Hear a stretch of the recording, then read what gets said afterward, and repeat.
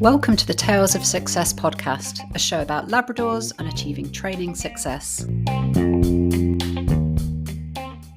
Hello everyone, welcome back to the Tales of Success podcast with me, Vikki Sharp. It's been a while. We've been really busy here at Tales of Success HQ. Loads of new puppies training with us at our online puppy school, which has meant that unfortunately I've not managed to get an episode out for a good couple of weeks now. But this one is going to be a good one. I've got Sam with me again for this episode. And for those of you that don't know Sam, she's our resident Labrador nutritionist.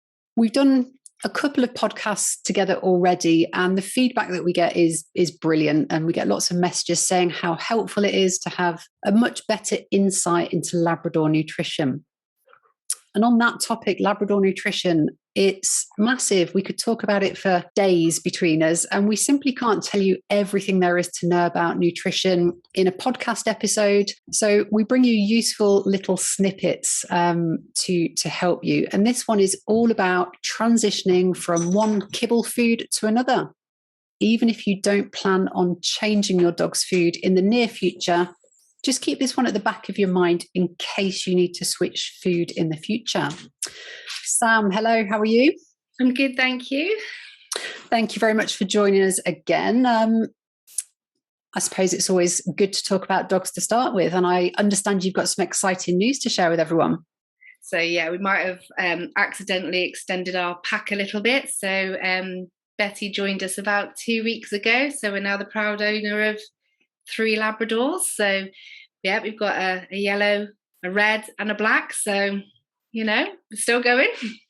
And this is a podcast, so people can't see you, but you look particularly bright for a owner of a brand new puppy. So how's the nights going? They're getting there, yeah. So it was a bit of a shock at first because she didn't sleep through the night, and Mabel and Dennis did. So it was a bit of a shock. But yeah, after quite a bit of training and crate training, she's there. So we've had about a week now of good solid few hours. So she gets up at 6, which I'm okay with, especially with the bright mornings. So yeah, we're getting sleep now, so it's good. Good. I remember when you just had one Labrador, Mabel, and you told me you were going to turn yourself into the crazy dog lady and get loads of Labradors. So I think you're up there at the moment. 3, you're one ahead of me for a couple of weeks. So yeah, we're in competition. Who's going to be the craziest Labrador lady? Well, challenge accepted. How are Mabel and Dennis getting on with the new edition? Oh, they love it. They love it. It's a new play friend for them. And yeah, so obviously the toy destruction is increased. The zoomies around the garden is increased.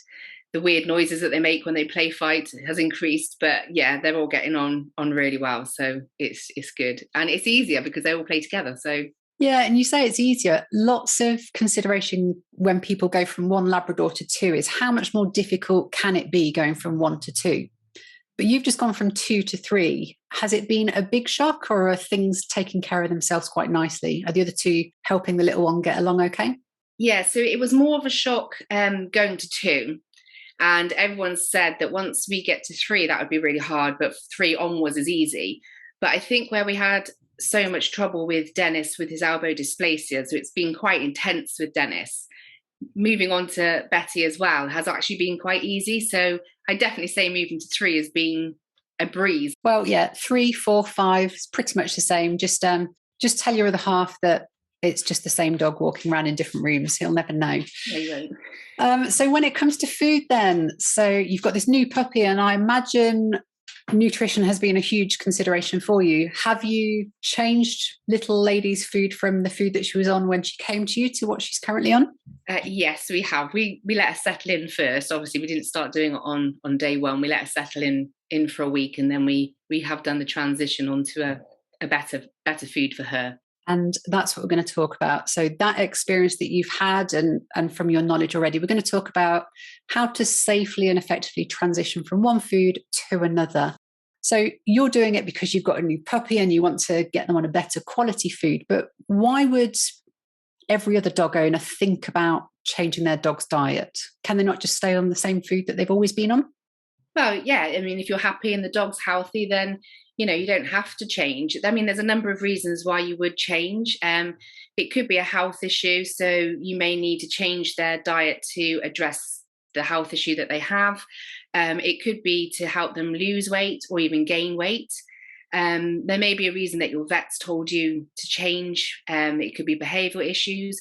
It could just be simply that you want to give them more nutrition in their diet and give them the absolute best that you can possibly give them. So there's so many different reasons as to why you would want to change. And as humans, if we want to eat something different, it's just a case of we go get it, we eat it, and we're probably going to be okay. But with dogs, we've got to really take our time to transition them slowly and sensibly. So why is it important that we do it slowly? So dogs have got quite a short gut. And inside this gut, they've got billions and billions of good bacteria, bad bacteria, enzymes. And they know the dog, they know the food they eat, they all work together, they work hopefully in perfect harmony to break down the food that the dog eats, and they know what they're doing.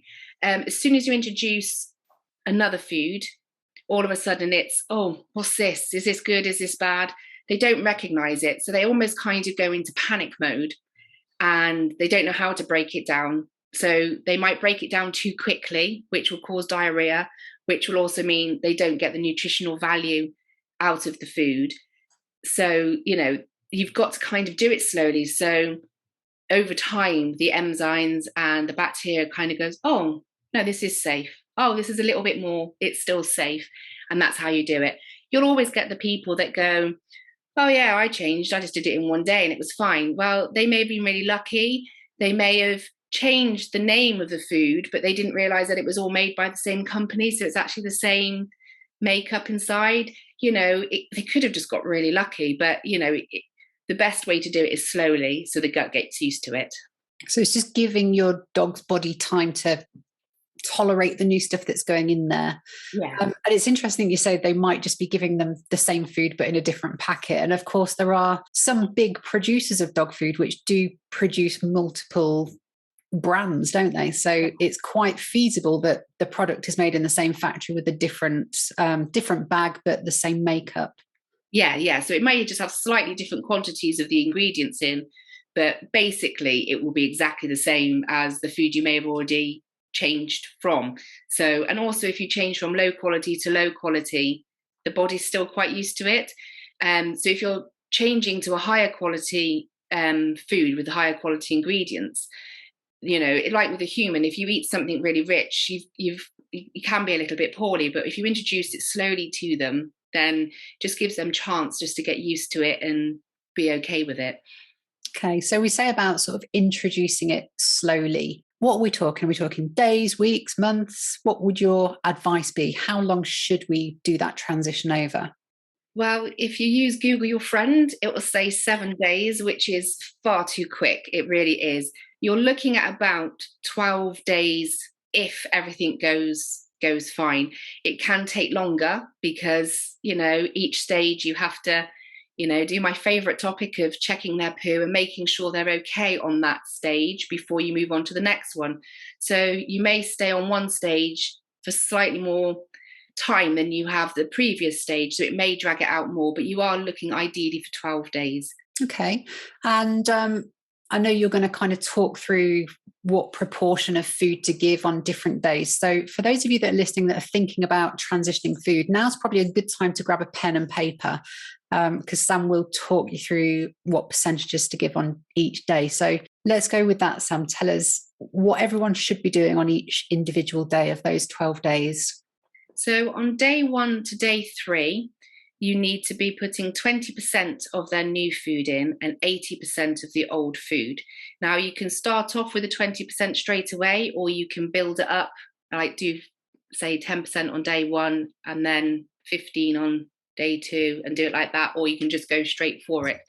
As long as on day 3, they've done a full day 3 and their poo is still nice and firm, then you move on to day 4 to 6.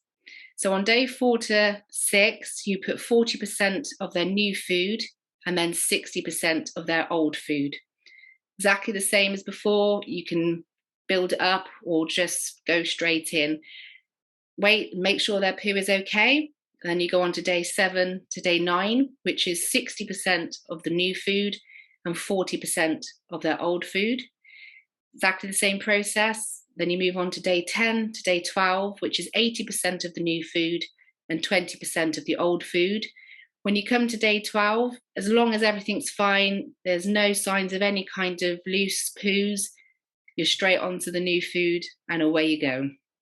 With those percentages, it is a case of still putting everything in the same bowl and mixing it together. We don't need to give like 40% of the new food in the morning and the remainder of 60 old food in the evening. It's all mixed together, right? All mixed together. That's on each meal. So if you've got a puppy, that's still on their 3 meals. If you've got an older dog and they have 2, that's over the 2 meals. Definitely mix it up, because you don't want to have select feeding, because you're not going to get a very smooth transition. So yeah, mix it up and go from it there. And it's important every single day. We've got to watch what our dog is doing to make sure, firstly, that they're eating all of their food and they're not missing bits, they're not bypassing the new food because they don't like it. But what are the signs and signals are we looking out for to make sure that our dogs are ready to transition to the next stage? So as long as it's agreeing with them, their poo will stay normal. So you don't worry if on the first day of moving to the next stage it goes a little bit soft, because obviously the bacteria and the enzymes are getting used to a newer quantity.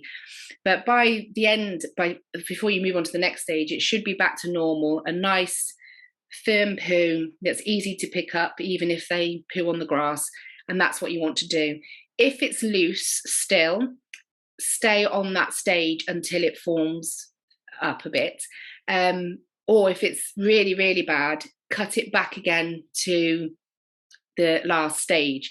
So say you've moved on to 40 to 60 and on day like 4 to 6 and it's getting a little bit too loose, you can either go right back down to say 30%, so it's in between the two, and then gradually build it up. It is just a matter of playing with those quantities and just getting them used to that new food. So 12 days, although we say 12 days, that's not firm, is it? So if the dog is, got runny poo, or they're not very well at the midpoint, we just stretch the remainder out. And it might be that we transition over 15 days or 16 days. Yeah. So dogs with a very, really sensitive stomach, or if you are going to like a high quality food, their tummies may just take a little bit longer than say a dog that hasn't got a sensitive tummy would take. So, it's hit and miss with every dog. You can't turn around and say, oh, it'll happen in this amount of days. I mean, Mabel took a very, very long time. I can't even tell you how many days, because it just seemed to take forever. Whereas Betty has taken 12 days on the nose. Every stage was perfect. So every dog is different. 12 days is sensible, but there's always going to be times where that's just not feasible. So an example of that might be maybe you've gone on holiday and you forgot to pack your dog's normal food and you can't get it because it's a local supplied one, or a situation that I'm facing at the moment with my dog food, there's just a very short supply of it. So there will be people out there that need to transition quicker. What scenarios might play out there? So if you really have to change it really quickly, it's still best to do it as slowly as possible. So if you have no old food to do this with, what you'll need to do is get their daily quota, and instead of splitting it between the 2 or 3 meals they have, split it into lots of meals, and just slowly feed it throughout the day. So they'll be getting their full quantity, they'll be getting their full amount of food, but it will be slowly over the day. So it will give their stomachs time just to digest the little bit of food that they've had. They probably will have diarrhea. You may not, you don't know, but that is going to be the best way if there's no other option, is just do it slowly throughout the day so they haven't got one big huge meal to try and get used to it. In that situation, would there be any benefit in mixing the new food that you're introducing them to something bland like scrambled egg or rice or something like that? Yeah, so you could put like sweet potato in, or something that they're going to be okay with because they've had it before. If you're stuck in a situation where you've got to go into a shop and buy a completely new kibble, always go for something that's for sensitive stomachs, something fish-based, because that's a lot kinder on their gut.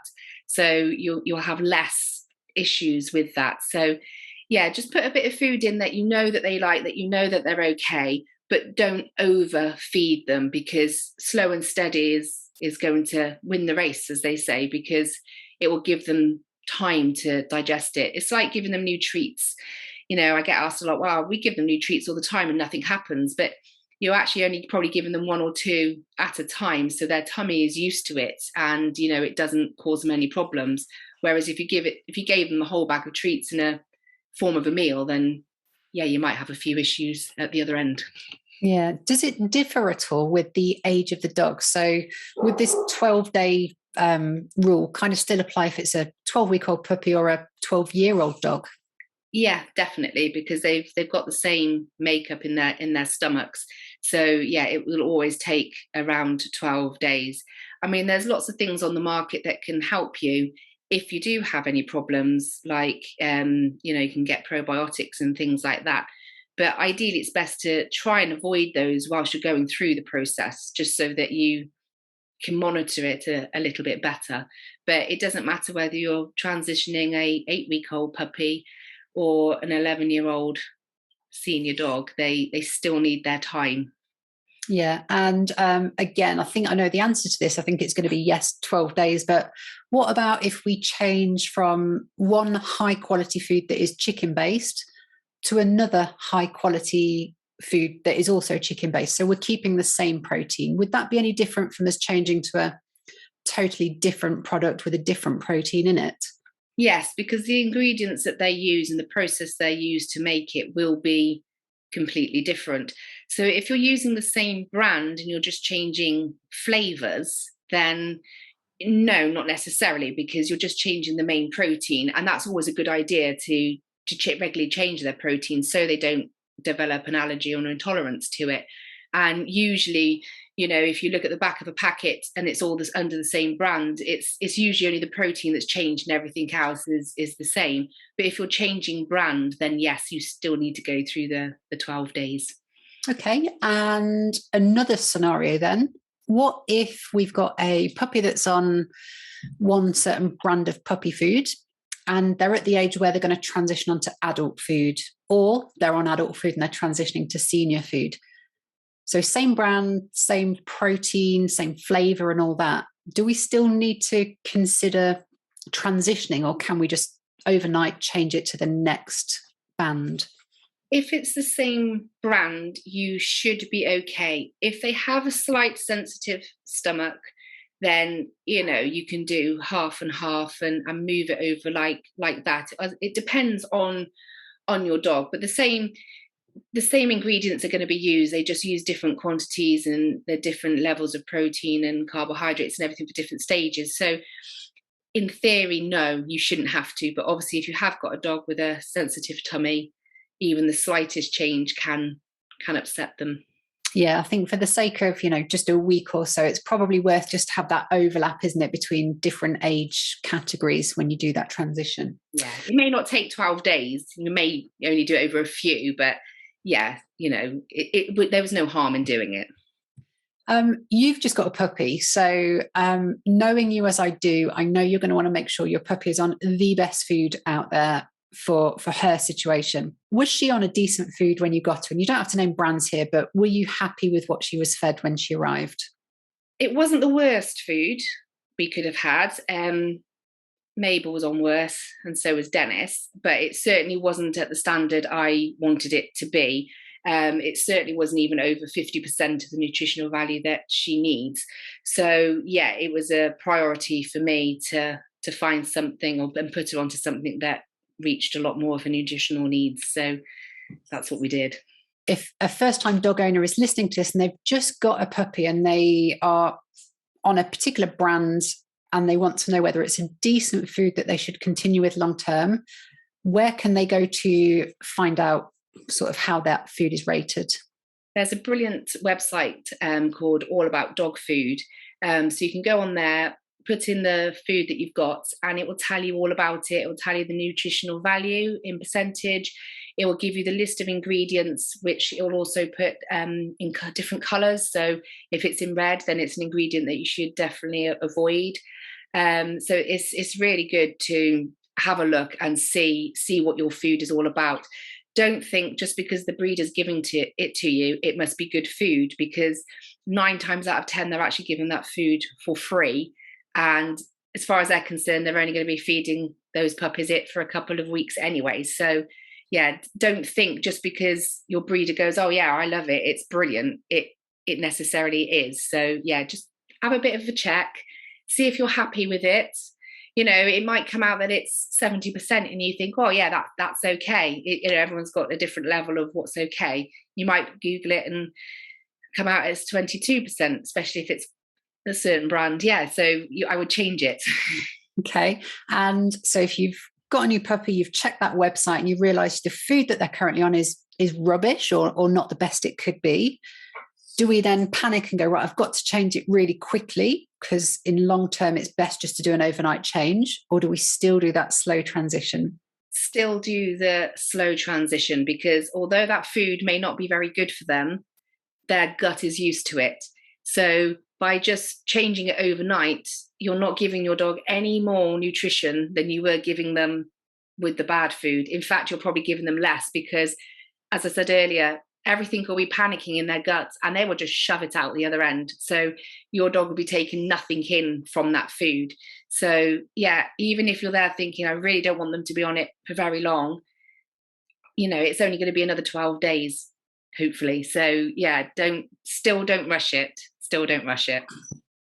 So lots of puppies, when they go to their new home, have already got an upset tummy because of the stress of leaving their mum and their siblings and the environment that they know.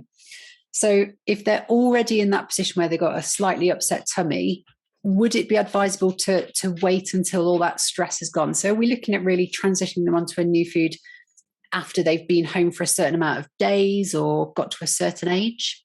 Yes, definitely. I mean, that puppy's already going to be a little bit stressed. They've just been taken away from their mum, taken away from their brothers and sisters, and the environment and the smells and the sounds that they know, and plonked in a new home. You know they're going to be safe. You know they're going to have the best possible life ever, but they don't, which obviously causes them a lot of stress and anxiety, which can stimulate all the bacteria in their stomach and make them have diarrhea.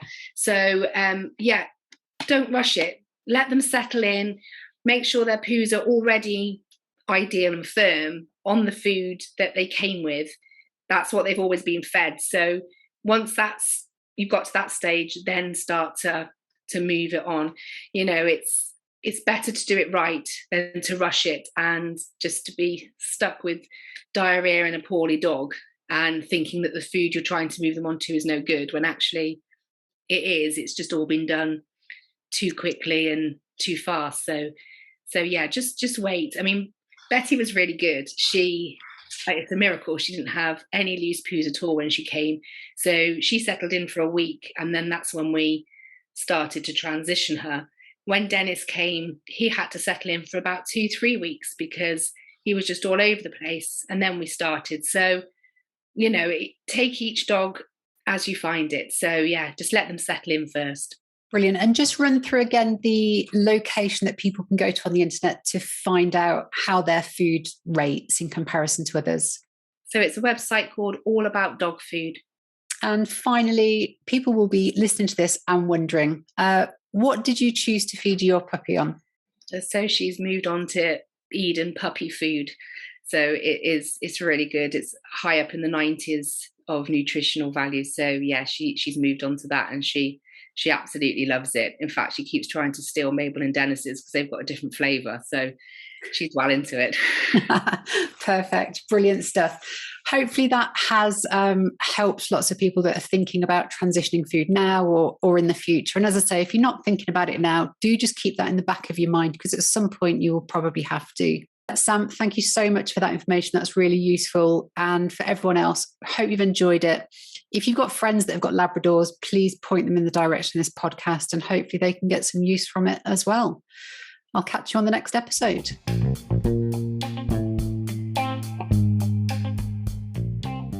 Thanks for joining us. We hope that has been useful to you. But from me, all I want to finish off by saying is be caring, be consistent, and be your Labrador's best teacher.